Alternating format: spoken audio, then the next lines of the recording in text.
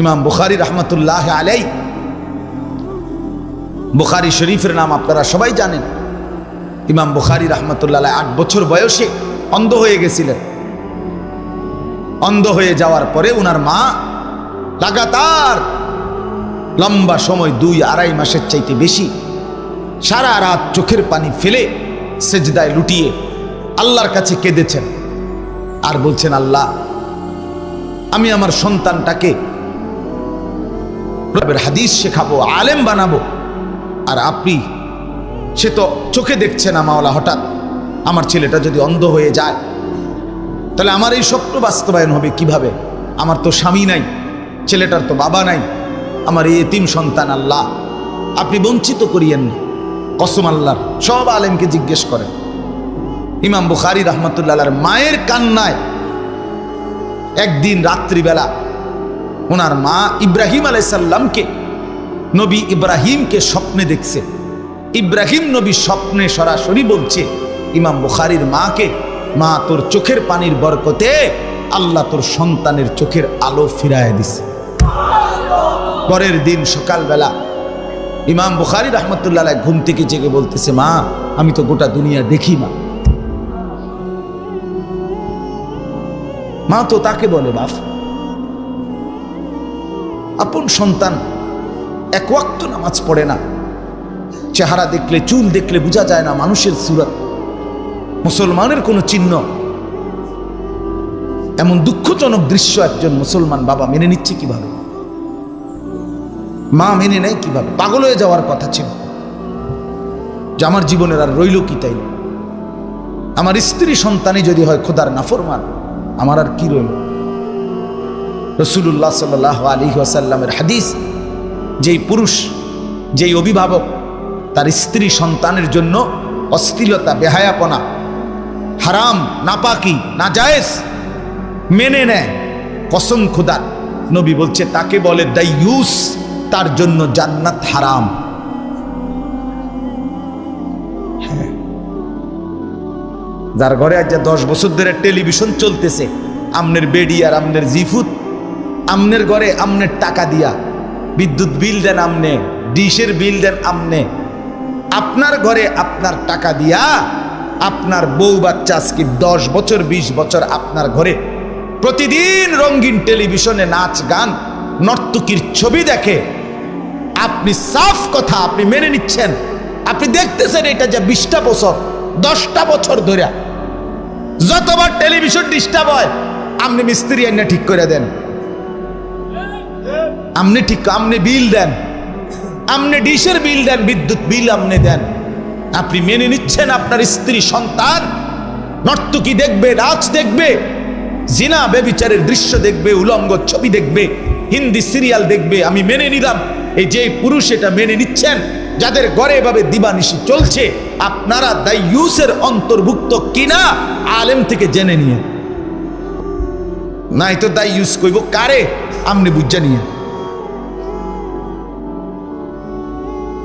কি ভাবছেন জান্নাত মামুর বাড়ি? হ্যাঁ, আমার শায়েখ আল্লামা মুফতি মুশতাকুন নবী সাহেব দিবানিশি বলে, এরে আল্লাহর বান্দা, হাসরের মাঠ কোনো মামার বাড়ি না, নানার বাড়ি না, হাসরের মাঠ কোনো শ্বশুর বাড়ি না, হাসরের মাঠ সেই মাঠ বাপ সোয়া লাখ আম্বিয়া, সমস্ত নবী রাসূল, আদম থেকে মুহাম্মদ সাল্লাল্লাহু আলাইহি ওয়াসাল্লাম পর্যন্ত সমস্ত নবী যেই মাঠের ভয়ে দিবানিশি দুনিয়ার হায়াতে কাঁদছেন, সেই মাঠের নাম হাসরের মাঠ।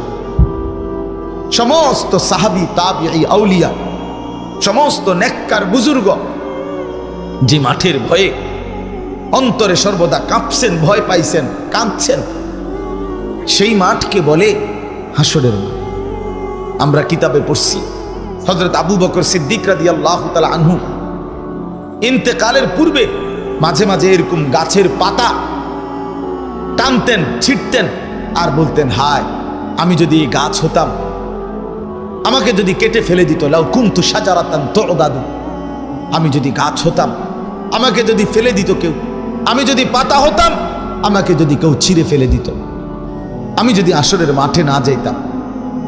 হযরত ওমর রাদিয়াল্লাহু তাআলা আনহু শাহাদাতের পূর্ব মুহূর্তে, ইন্তেকালের পূর্ব মুহূর্তে হযরত আব্দুল্লাহ ইবনে আব্বাস রাদিয়াল্লাহু তাআলা আনহুমার মতো সাহাবী উনি হযরত ওমরের প্রশংসা করতেছিলেন মৃত্যুর মুহূর্তে, বলতেছেন, আমিরুল মুমিনিন, আপনি 10.5 বছর মুসলমানদের খলিফা ছিলেন, আপনি অর্ধ পৃথিবী শাসন করেছেন, আপনার আমলে কত দেশ কত শহর বিজয় হয়েছে, আপনার অনেক মর্যাদা, আপনি কেন ঘাবড়াচ্ছেন, কাঁদতেছেন?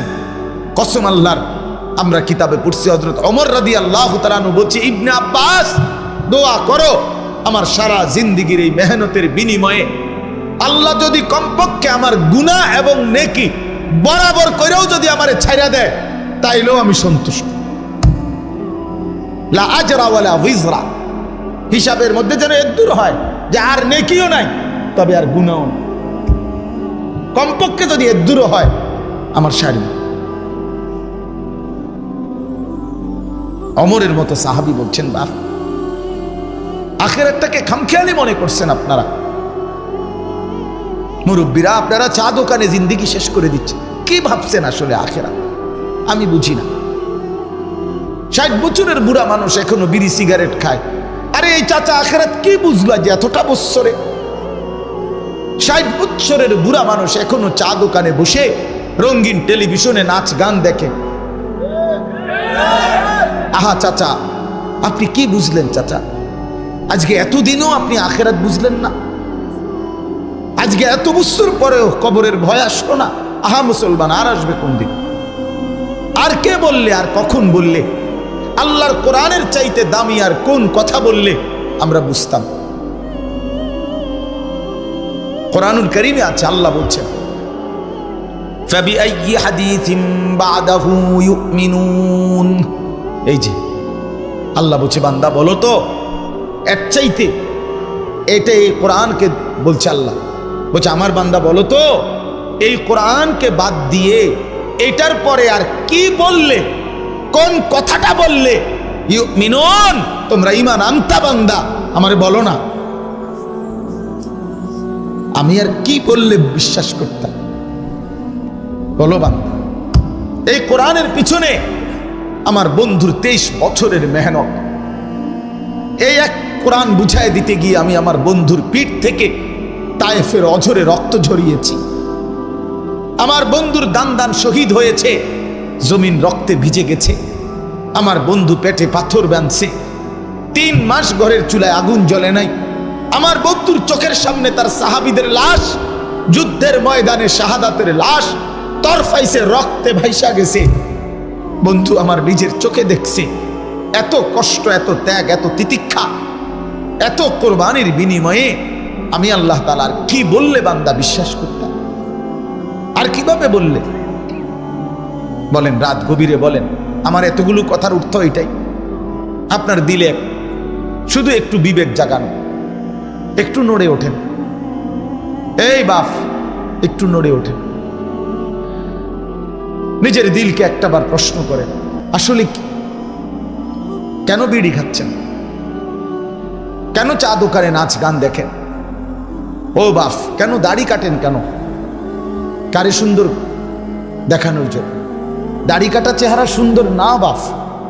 পৃথিবীর কোনো, আমি চ্যালেঞ্জ করলাম, পৃথিবীর কোনো গবেষণায়, কোনো জরিফে, কোনো ইউরোপিয়ান কোনো গবেষক, কোনো ইহুদি খ্রিস্টানের বাচ্চাও আজ পর্যন্ত বলে নাই, পৃথিবীতে কোথাও নাই যে দাড়ি কাটা চেহারা সুন্দর, স্মার্ট। এটা কোন যুক্তিতে, কি কারণে, কোন প্রেক্ষাপটে আমি এটা দেখতে চাই। কারো কাছে যদি থাকে এটার কোনো দলিল নির্ভরযোগ্য যে এই পয়েন্টে আইসা, এই যুক্তিতে আইসা দাড়িওয়ালা সারার চাইতে শেপ চেহারা সুন্দর, আপনি এটার একটা যুক্তি দেখান, আমি কানে ধরে উঠবস করবো, এনে বেটা কানে ধরে বটনি লাগামো বেটা, বলেন।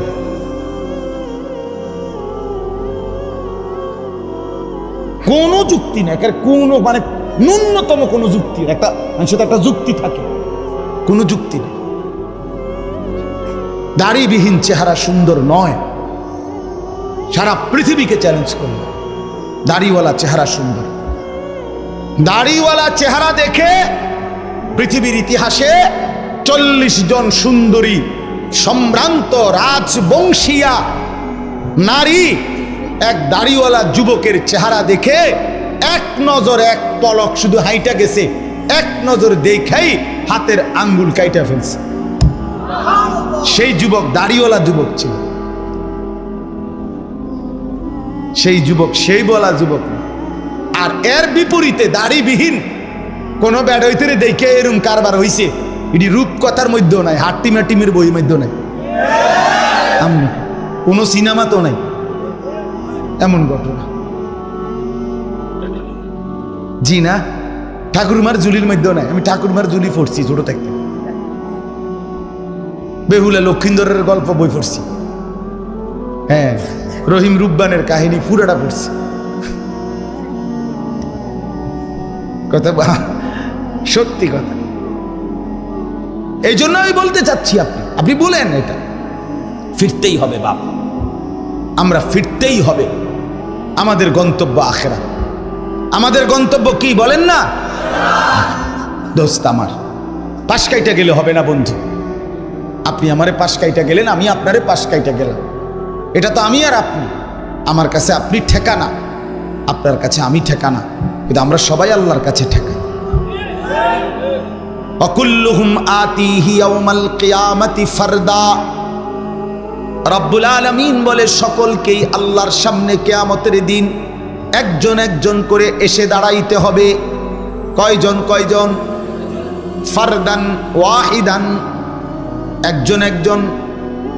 রব্বুল আলামিন জিজ্ঞেস করবে, বান্দা উত্তর দেবে ইন্নাল্লাহা সায়ুকাল্লিমু। নবী সাল্লাল্লাহু আলাইহি ওয়াসাল্লাম বলেন, নিশ্চয়ই আল্লাহ তাআলা প্রত্যেকের সাথেই কথা বলবেন, একজন একজন করে কথা বলবেন। লাইসা বাইনাহু ওয়া বাইনাহু তারজুমান, আল্লাহর মাঝে আর ওই বান্দার মাঝে কথোপকথনের সময় বুঝাইয়া দেওয়ার জন্য কোনো দুভাষী থাকবে না। আজকে আমার মসজিদে আরব জামাত আসছে, চান্দিনা আরবের জামাত, প্রায় 8 জন আরব।